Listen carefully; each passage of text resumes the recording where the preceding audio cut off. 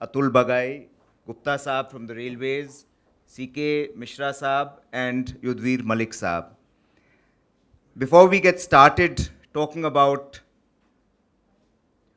the threat to the environment from infrastructure and what can be done about it, let's get started on a slightly lighter note. The elephant is the face of the jungle world, clearly its envoy, a messenger of harmony, and a vehicle of progress. Every now and then you find on the Economist covers, will the elephant dance, talking about India, will the elephant outperform the dragon, will the elephant run like a tiger, and various other such captions. So the elephant is clearly an extraordinary personality. And as they say for Superman, is it a bird or a plane? So in just a word or two, starting with you, Yudhir, what is it that the elephant symbolizes for you, I mean, we've seen the elephant in various facets and dimensions in all our facets of Indian life.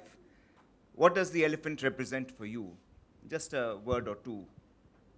Well, I put it, I think I'll take this. Thank you.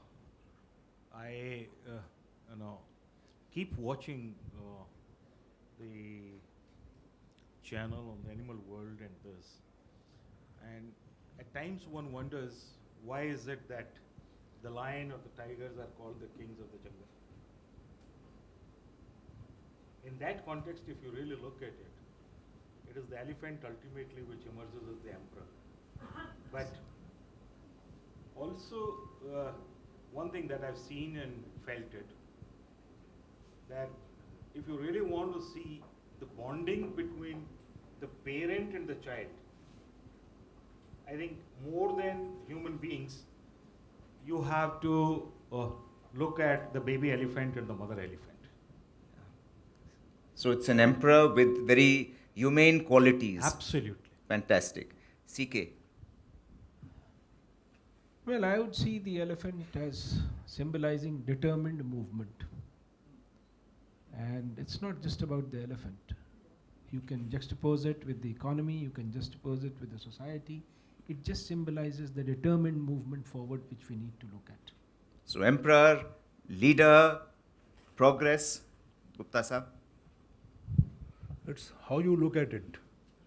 Point is, as face of jungle, as you have said, pure wild power, or if you see from the human angle point of view in the history, means of transport, means of power in war, these were the animals who used to be engaged in the war, how you look at it. But in the today's context, when we see, maybe this is one of the beautiful animal, I would say, who is friendly also to human being, unless we create problem for him. The friendly face, human, and it's a human face. You can be friendly with elephant. There's a various contexts in which you can see with the elephant. This is what I had to say. In fact, as I was growing up as a kid, and in fact all of us in this room and in our country as kids, elephant always started symbolizing with Lord Ganesh, so as a godly figure. And that was ingrained in our culture, in our psyche. And I think that thought still persists of equating elephant with a godly dimension. And now working on conservation and environmental issues as part of UN Environment, I think more and more elephant is being understood and recognized as the key link in the chain of interconnectivity. And elephants signify that chain of interconnectivity which is so important for our survival in the ecosystem. And I think that's an important dimension which we all come here to also discuss. Clearly, we've seen a very broad cross-section of representations about descriptions of the wonderful elephant. India has about 29 elephant reserves which are spread across 14 states, covering 65,000 square kilometers. There are elephant corridors, more than 100 of them, which elephants have historically used for centuries. And these today are getting fragmented because of a rising population, growth in mining. Mining has become one of the major sources of revenues for state governments and even the center. The laying of transmission and power lines, the expansion of the railway network, and the tremendous growth in the road network in the country. Some of the sensitive areas where we do find animal deaths, particularly elephant deaths, occurring and which are sensitive are the Rajaji National Park, Bandipur, the Satyamangalam Sanctuary in Tamil Nadu, NH6 and NH7 in Vidarbha, which, for instance, NH7 connects Maharashtra to Madhya Pradesh, cutting across the corridor between the Kana Wildlife Park and the Pech Wildlife Park. Clearly, wildlife and the elephants are under threat. So, CK, let me begin by asking you that, with several hundred elephant deaths having occurred over the past decade or so, when we build and when government gives approval for new rail and road infrastructure, do you think we should regulate these clearances more rigorously and in a manner to, to motivate and to help create green infrastructure so that these casualties can be mitigated? And how should we go about it? See, your point about regulating it more, I would personally feel yes. And the simple reason is that in order to create a facility, as a nation, we should not be looking at losing what is already our resource. So, wild animals, which are our resource, somebody just told me recently that they don't cross our path, it's we who've intruded. So, we need to look at it very critically. There is no denying that even for the purposes of their survival and their growth, infrastructure will be essential. So, infrastructure ultimately has to come up. But the regulation is only to ensure that the damage is minimum, and we have at the back of our mind the basic concern that we should not A, fragment or limit their habitation, and B, we should not restrict them to a space that we think belongs to them. There is a natural space they have. So let us not redefine that space when we are planning infrastructure. I think even with these restrictions, it is possible in the country to have a decent infrastructure and allow them to have free movement and free stay. Excellent. Yeah, very good. So this certainly calls for a big hand coming from the Secretary Environment. This is a very clear delineation of where government stands on the subject of preventing casualties of animals and safeguarding their right of passage. Gupta Saab, you can take that mic if you like. You're building 65,000 kilometers of rail lines, and there's massive gauge conversion which is taking place from narrow gauge to meter gauge, from meter to broad gauge. The country is ushering in fast speed trains, including we may soon be having bullet trains. And there's a large scale electrification of tracks which is happening, and electrification obviously conjures up images of animals being electrocuted. And in the olden days, the Pardis used to use that as a means of poaching. So in the context today, what safeguards do you think you could put in place, and that you all are planning, and that you would further be planning to ensure that there is no conflict between the train, the railways, and the animals, in particular the elephants? And especially we keep hearing reports in the newspapers about elephants being mowed down by trains in the Assam corridors. So what do you think you could do, And is that imperative in the railways, and how are you going about it? Any linear infrastructure, and more so with the railway, it happens you divide the land holding. Whenever you construct any linear infra project, you divide the land parcel including forest. There are two issues. One is the existing railway line, another is the new railway line what we are building. On the existing railway line, yes, on the past, most of the hilly lines were with the meter gauge or narrow gauge. Now we are converting them to broad gauge, and over a period of time, speed is also getting increased, and in case of freight train, load carrying capacity is also increased. So a freight train of 4,000 ton moving at, let us say, 50 kilometer or 70 kilometer, and if it hits elephant, elephant has no chance to survive. That is true. Another issue with the train is its braking distance is about 1.4 kilometer. Even if the driver see a elephant crossing or a group of elephant crossing, it's very difficult really, even if it lies the brake, whether it will able to stop short of animal. So these are the reasons which are leading to run over of cases. Yes, on certain corridor, we have said that speeds to be regulated. But if we say that during the night corridor, we may stop the movement of train, it may be difficult because train is a across the country movement.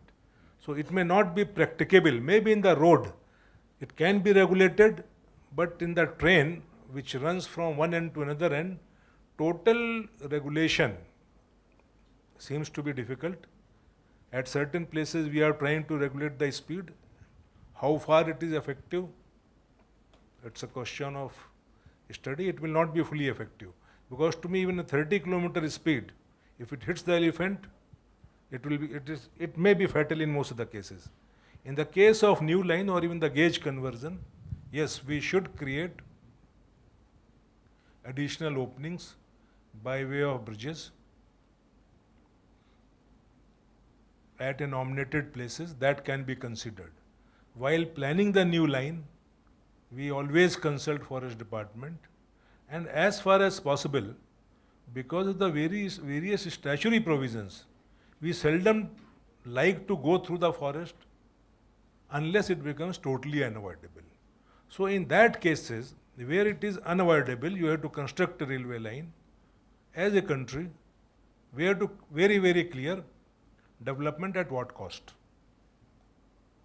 If you take the level crossing, there will be some damage. Either don't take the railway line.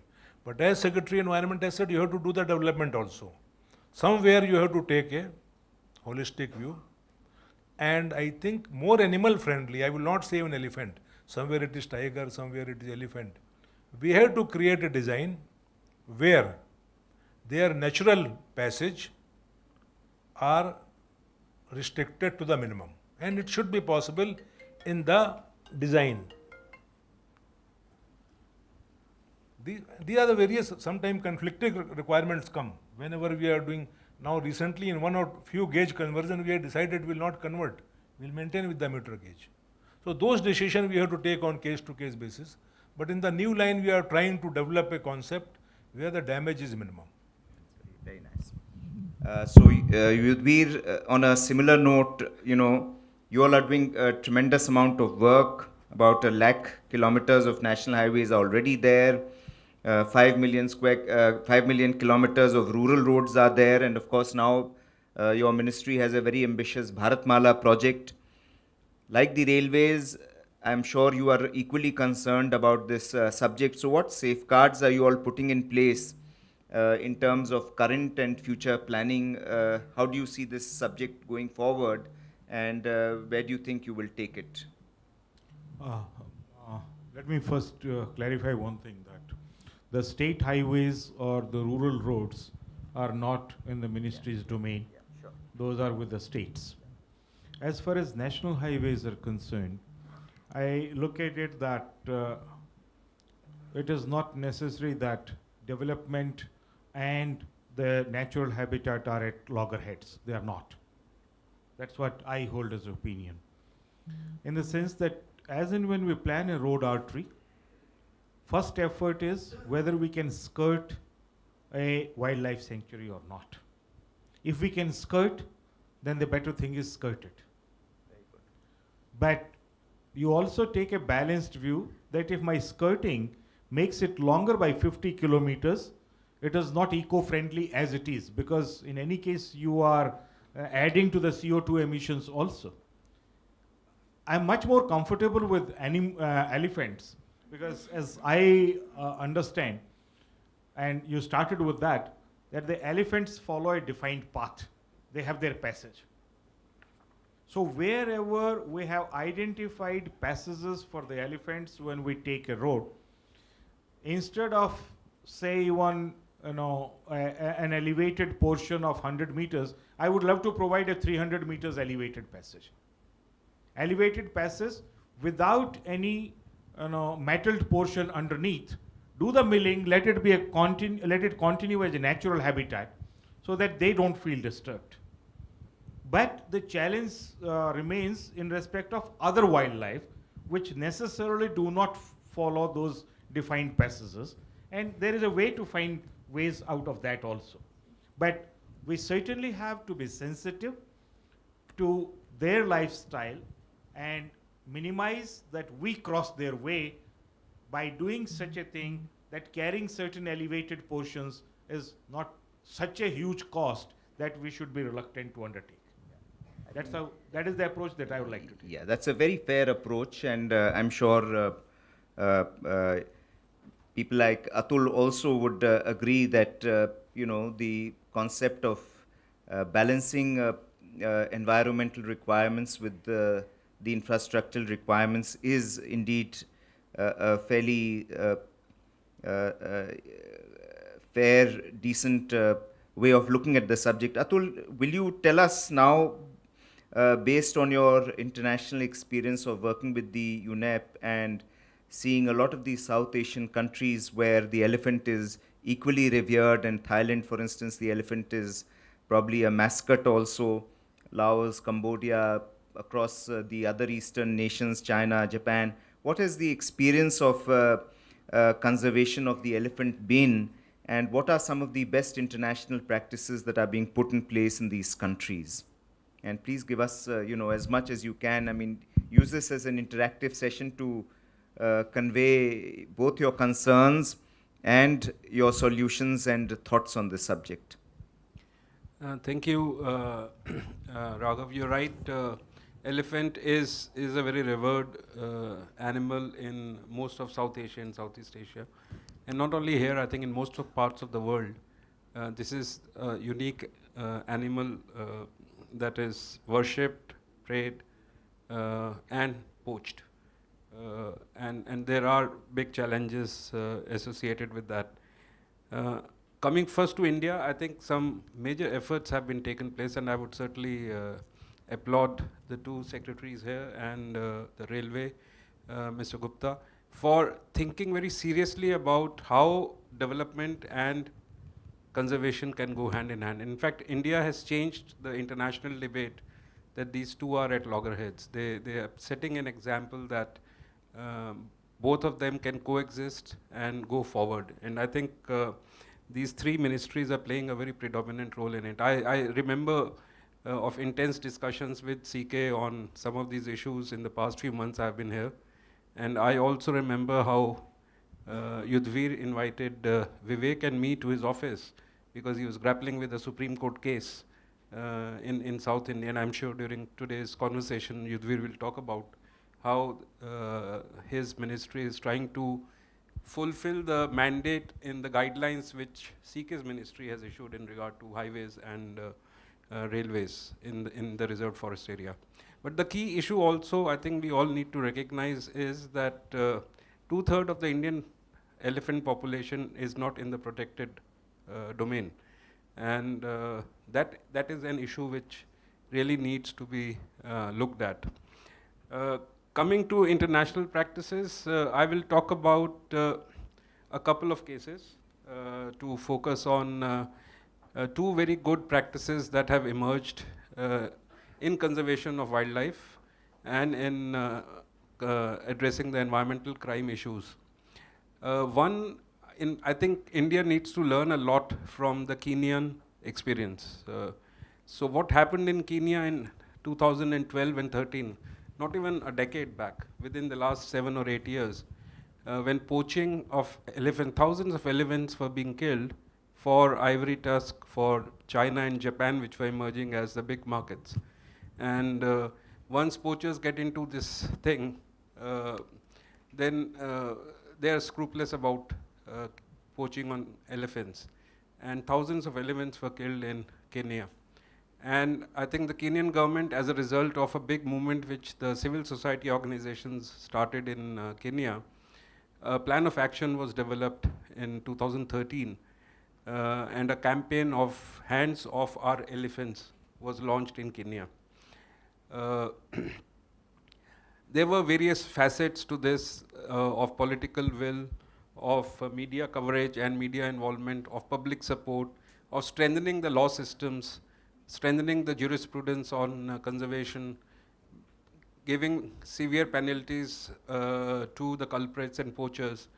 A combination of these factors over the last 5 to 6 years have actually led to a reduction of poaching by almost 70 to 80%. Wow, that's huge. Now that is an example which I think India can learn a lot from. I'm not saying India is not doing a lot of these things already. What we are also discussing with the 3 secretaries here is the infrastructure issue. But I think side by side, some of those aspects will be very, very useful also. Another big good example is something which the UN agency started, UNODC, on what they called a border liaison office. So a lot of elephant movements or a lot of wildlife movement is transboundary. If you're looking at the whole Kanchenjunga Manas corridor along the India-Nepal-Bhutan border, elephants don't know that there are international boundaries there. So it means that a lot of enforcement agencies from Bhutan, Nepal and India need to work very closely together. This experiment was done for the Southeast Asian countries. Laos, you talked, was a big center for wildlife trafficking. China, of course, being the big market. So what they set was UNODC, along with other law enforcement agencies, set up border liaison offices where joint patrolling on either side from the 2 governments was done jointly. Now this experiment was very, very successful in Southeast Asian countries, but somehow in South Asia this didn't pick up. They tried on a pilot basis in some of the South Asian countries, but this did not pick up. So from a law enforcement perspective, I think this will be a very useful model to look at and see how joint patrolling between Bhutan, Nepal and India could be done in this regard. Some efforts have been made in sporadic manner, but in fact, I do know that Secretary Mr. Mishra is in talk with Bhutan government on seeing how the Manas corridor can be a joint patrolling project and joint conservation project. So some of these efforts will be very, very useful. Excellent, Atul. I think you've given a good perspective into the work that is being done globally. And CK, I'd like to know from you whether you have within your ministry reports about any kinds of ivory poaching, ivory-related poaching that still happen in India, or is it just an African story? Well, the simple answer to that is one can't say no. But the reported cases have been coming down steadily. There's much greater vigilance today than was there a few years back. And also, through the entire network of Wildlife Crime Control Bureau, we have been able to put a system in place where the reporting has become much better. So all this has been fairly effective. And the poachers would continue to try newer methods. And you have to match their ingenuity with yours. So one has to keep coming up with newer ideas, more novel approach, and perhaps a stricter approach when you want to. And this is one subject where we try and see that it is zero tolerance. And we've been doing a reasonably good job. Just half a minute on the best practices that Atul mentioned. Global best practices are extremely useful, and every country must look at them and try and use them. But what I would urge to an audience of this nature is that in India, we also need to look within. We strongly need to look at our culture and our traditional thought process if we want to develop this kind of a system as far as our animals and forests and other things are concerned. It's good to learn from outside, but there are learnings within the country which would help us much better. Would you like to mention some of these learnings? No, CK? for example, our tradition of the way we have treated trees. Look at our Vedas and other in scriptures. It's not that it has happened today. See, the discourse today, unfortunately, seems to be going towards whether it is development or whether it is conservation, which is a completely wrong discourse. The narrative has to be how to make sure that neither loses. Having said that, I know it's a very difficult call. It's virtually impossible to balance it to that fine level where it would really mean that neither loses. But then, newer infrastructure can have alternatives. Perhaps we'll not have alternatives for animals. So we need to keep that in mind. Yeah, I think the basic issue is how sensitive can top administrators be, and as long as they are sensitive and they are alert and they are open to accepting the best practices, I think that itself is a very, very big thing. And one more question which anybody here might like to quickly respond to, and that is about the role of institutions such as the NGT. Do you think they are really overstretching themselves, or are they playing within this thing and therefore facilitating the balancing of infrastructure needs with the ecological needs? Anybody here would respond? Maybe we can throw it open to the audience if you all don't have any specific comment on this. So let's hear the audience. I think it's time now for the audience to respond to. Please raise your. I have a loud voice, it's okay. No, 1 sec. Yeah. Use the mic despite your loud voice.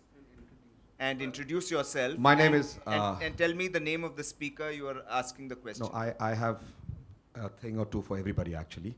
My name is Kaushik Barwa. I'm from Assam. And I work with elephants. And I've seen a lot of elephants being mowed down in the last 6 months in Assam actually. Actually 9 months. Over 16 elephants. But anyway, I'm very impressed with the Secretary Forests. I mean, sir, I appreciate the views that you have. I mean, you're clear on what needs to be done and what doesn't. But what needs to be done at your end is, you need to sit with these people who are into the linear, who are into creation of the linear infrastructure to get guidelines going, proper guidelines going, guidelines which are practical as well as cost effective. Because sometimes, as conservationists, as forests, we burden them with ideas which are never feasible. I mean, the railways runs on subsidy, so that also we know. We do not need to, burden them with extra stuff. That's number one. For the highway gentleman, it's not always that, whenever you pass through forests, you are creating infrastructure which is blocking elephant movement, or for the matter of fact, any animal movement. There are newer places where animals are propping up for disturbances. So you would need to make provisions to actually, make sections more approachable, not only for not only for elephants, but for other animals too, at places where animals did not exist, especially in the stretch that goes through Nagaon and Hojai. I mean, they were never elephant areas, but now elephants have come out. So you would need to make your approach. You need to remove certain curb and crash barriers to give them right of way. Now, the railways, I'm very disappointed. The reason being, I've been talking to the railways for the last 10 years, nothing has happened. Your mascot is Bholu, which is an elephant, and you have failed to protect even your mascot. The reason being is every time we talk to somebody in the railways, they're like, okay, the meeting is done, the books are closed, actions never happen. Why? This needs to be taken to the railway board. We do not know whom to address, at what level. You can't get a higher authority than the member engineering who's No, I'm coming who to that, is sir. the Yes, person, yes, not even we the are chairman coming to railway that. board We are is, coming would to be that. as focused on this task as the member at engineering. the same time, you know, we had numerous meetings where joint patrolling by railway people and forest staff were proposed. It never happened. These are simple. To mitigate, you know, human-train conflict is the easiest. But then, you know, certain actions from your side has to come in too. You do not provide patrolling parties. You do not listen to whatever, you listen to everybody, but you do whatever you want to. You know, you have this thing of, you know, whenever you create new tracks, you have this thing of putting barbed wire on both sides for security reason, understandable. But then, you know, in certain sections where you put up these barbed wires, elephants have died. If you had removed, if you roll back these barbed wires, the elephants would have never got trapped there. And in Assam, in the last 3 incidents, this is what has happened. So this is, I'm not, you know, hinting at you gentlemen directly, but this is the Mr. thing Barua, what I have yeah, found you- out, and you- this needs to be addressed. Thank you very much. You made your point. Thank you very much.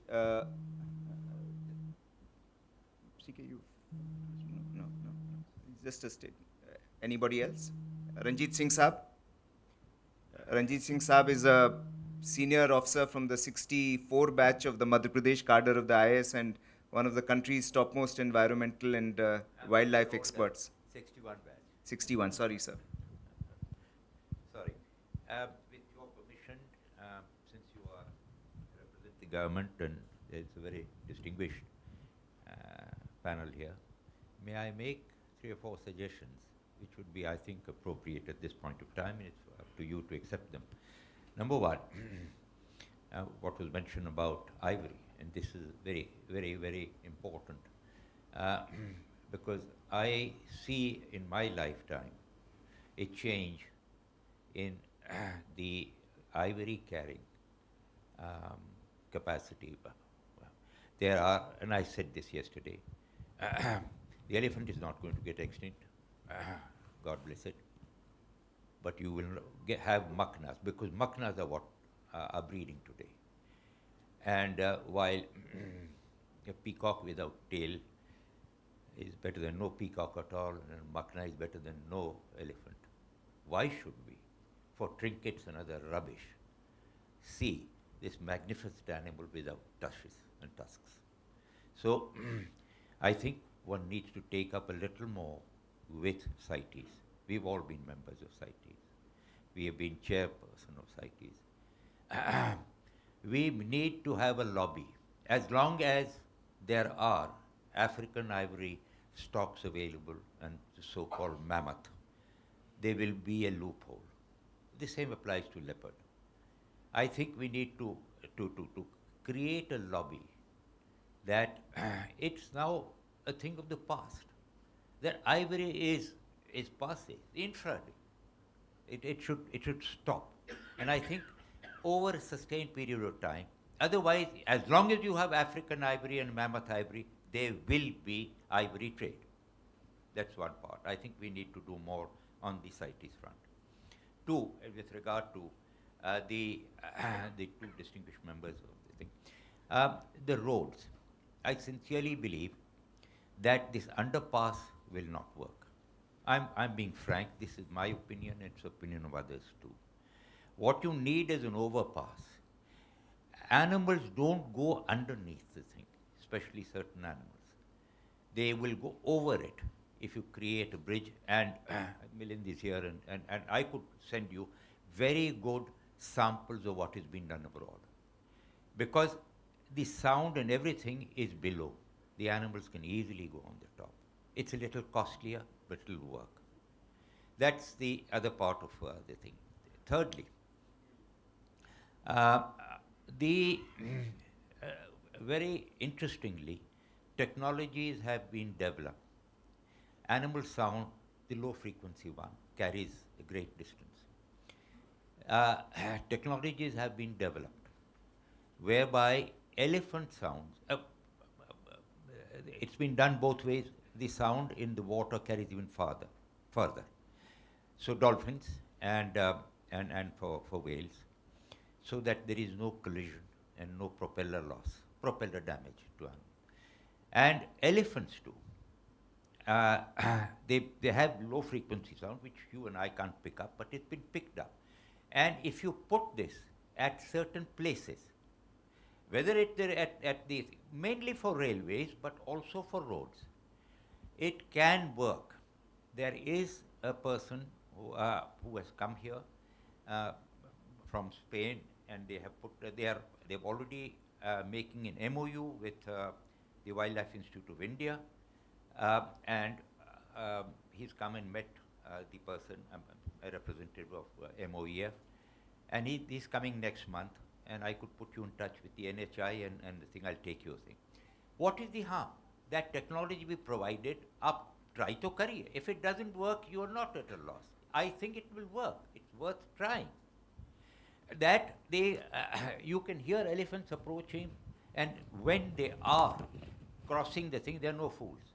They make even greater noises. I will put you in touch with that person. They are already here. They have putting it in the thing. I think the place in the south is not the right place, but they've gone through it. They are putting it in consultation with the thing, something in the corridor that Barua was speaking about. And the Mahananda corridor, which is very bad, North Bengal, near Siliguri, for elephants. I think it's worth trying. And lastly, Mr. Chairman, I'm sorry to take up so much of your time. I read in the papers that 66,000 crores are being released from Campa funds, something which has been going on for years. If I may say so rather brazenly, money is a double-edged sword. It can help, it can harm. It's not a boon unnecessary. And we know it, but I'll slightly mention it. We need men. We need good men. अगर हमारे time में जो कुछ भी हुआ था, we had no money. We had half a dozen outstanding men. Unfortunately, wildlife postings are regarded as punishment postings. But when money is there, it becomes lucrative. I'm being brazen. Please don't put those kind of people there. They will use all kinds of things to get themselves posted because the money is there. Oh God, this partridge goes on. Can you close it? Thank you.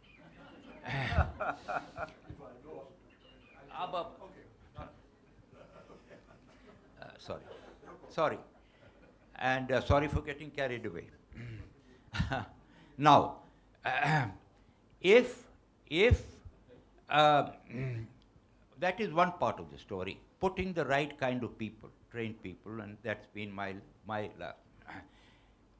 we have the greatest forest resources. We have some wonderful people. They don't remain the thing. There is no specialization in the wildlife wing, and I will die with that failure, which rankles deep in my heart, because from my time it's happened. So, but anyway, lastly, it is also spent, monies are spent the wrong way, and I'm very happy that the ministry is now putting the guidelines, because I've seen forest rest houses being put up and computers being bought from Campa money. And when there is compensatory afforestation, the best thing that can happen is allow nature to work. You don't have to plant things. You allow nature to work without planting sometimes teak, sometimes bamboo, sometimes eucalyptus, and worst of all, Prosopis juliflora. It has happened in Kutch, and I'm a witness to that. And juliflora has killed the most productive grasslands of Kutch. So money can be a double-edged sword. Please ensure, and let that be a decision here, that money should be used for forest and real wildlife conservation, especially in general, and with special focus on the noble elephant and on other endangered species. Thank you very much, sir, for those beautiful comments. This gentleman here in the green shirt, yeah, please give your name and your this thing and ask a question. Yes. Ranjit Singh Saab is special, so he can, give suggestions and advice. Yes, sir. But you should stick to questions. So my name is Milind Parivagam. I'm a road ecologist with the Wildlife Conservation Trust. I have just 2 points. One to the NHI chairperson. Like NH7, NH6, which Chandra Sahab brought about. Now, NHI successfully, completed the construction in Maharashtra of some of the largest underpasses in the world for tigers. We had given some suggestions to the High Court in Nagpur, which would have cost probably 5% extra in terms of noise and sound barriers on these mitigation structures, but that was never taken by the High Court because they didn't have the technical expertise to understand. So I'm saying, is there any scope for, doing some small modifications to the structures to make them more effective for tigers?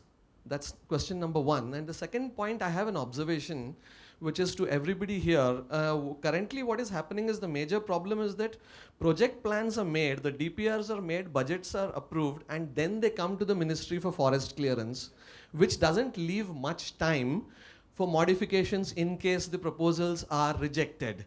Then one has to go back to the drawing board, which results in more loss of time and then increased project costs. Ultimately, the cost is borne by all of us who pay taxes. So my thing is that the ministries need to work together at the DPR stage itself, and the user agency should not come for forest clearance at the very last moment. There has to be some modifications to this legal process. Yeah. And the reports that I just gave you by encroaching on your personal space, my apologies for that, because that's the only way that I can reach out to all of you. So my humble request is that, I would be grateful for your comments on my report, because we are working on similar 3 reports for the other landscapes in the country. And I hope that will bring win-win solutions to the whole country for development as well as conservation. Thank you. Excellent. Yudhir, would you like to react to, his suggestion of whether you would be willing to look at the minor, tweakings for the road corridors on NH7 and NH6? One word, let me say most certainly. We'll look at it. Great. As a matter of fact, let me also share with you only thing that we are now taking a different approach. My problem is, number one, road can be constructed on land only. It can't go in the air. So, and we are working on a project, Char Dham, and this is development of the existing roads. The Himalayan ecology being very fragile, the more I cut on the hillside, the more I destabilize it. So I have a choice, have it or don't have it. If I have it, then I have to go through that pain. Let us understand it very clearly. You can't have the cake and eat it too and with double icing on it. In the process, you have to sacrifice certain discomforts in that process. What we have done now is that certain corridors which have emerged as economic corridors, instead of widening the existing roads, we are now taking crow flight, straight alternate alignments where I don't have to indulge in tree felling, where we go through a different alignment which is following the shortest route and which also opens up development potential for the new areas. Secondly, wherever we have to undertake development or expansion of an existing road, till now what was being followed is so-called in the interest of equity, that the additional land was being acquired on both sides. Anybody says, 5 meter idhar karte ho, 5 meter udhar karo. What I realized that in that process, we were felling the trees on both sides and shifting the utilities on both sides.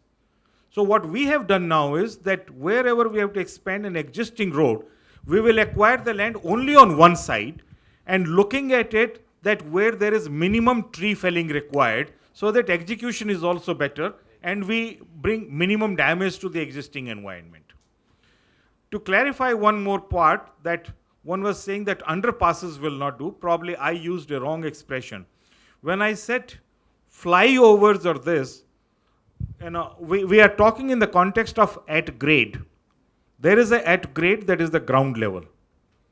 And if I take a elevated section, which is at least 5.5 meters elevated clearance, which Vivek Menon told me that this is where elephant would maximum like to reach up to.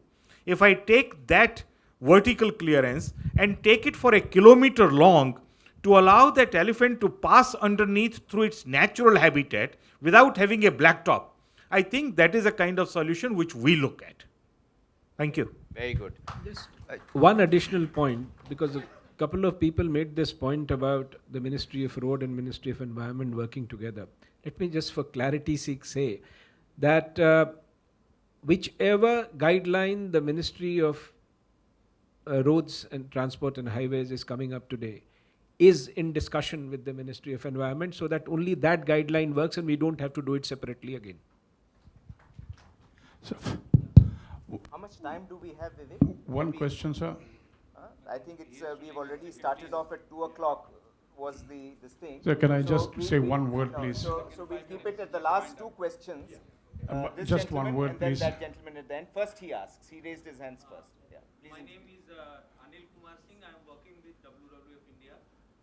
My question is that what Milind raised, why can't we have a policy that at least in the corridor areas, which has been already identified and endorsed by the ministry, if any linear infrastructure comes, we should have an elevated or underpass. We already have that policy. That is one thing, sir. But that is not being followed. That's why I'm raising this. The other thing that I just want to raise questions with both Ministry of Railway and NHI, that there is 3 overpasses are being constructed in Chila-Motichur corridor and on NH 58 and NH 72. Last 8 years, nothing development has happened. I just want to raise these issues because this is important opportunity and nothing has happened, and in future this will actually diminish the movement of animal through that. The second thing with railway, because I have been working on this issue for last 20 years, recently in Rajaji decision was taken jointly with the railway, and the railway is not implementing anything, and animal, if after electrification of that section, what is happening? New changes are coming, electrification is happening. Railway has not implemented single things, though it was jointly actually accepted by all the stakeholders, and 2 animal has died after electrification of that section. I think you should take note of these points. Please sit down. That gentleman also wants to ask. No, one minute. You can give it to him separately when he comes out of here. Please note down your suggestions quickly on a piece of paper and give it to the officers here, because all of us have to go back to work. There's last question. Thank you, Mr. Chairman, sir. One very specific amongst all the very many that need to be done is recently we've heard that the new 4-lane highway is to come up between just south of the Bhutan border. I come from the northeast myself. I beg for you all to please try to understand and bear in mind that the northeast is the eastern Himalaya. It is the tri-junction of 3 different biogeographic plates, the only one of its kind in the world. That is why the United Nations, in its wisdom, has declared it as an environmental hotspot. There is no other tri-junction in the whole of India. Please, if you put that 4-laner through, you are signing the death warrant of some of the finest, most well-protected by both the ministry as well as the state departments. By all of them, they have got Buxa, they have got Alipurduar, they've got Bornadi, they've got Manas, they've got all these magnificent, some of them World Heritage Sites. Please do not destroy it. Incidentally, just a few kilometers south, there is a 4-laner. Okay, I think they'll take note of this. So, friends, ladies and gentlemen, I would now conclude by saying that clearly we've come across a very wide range of issues that have both been raised and answered.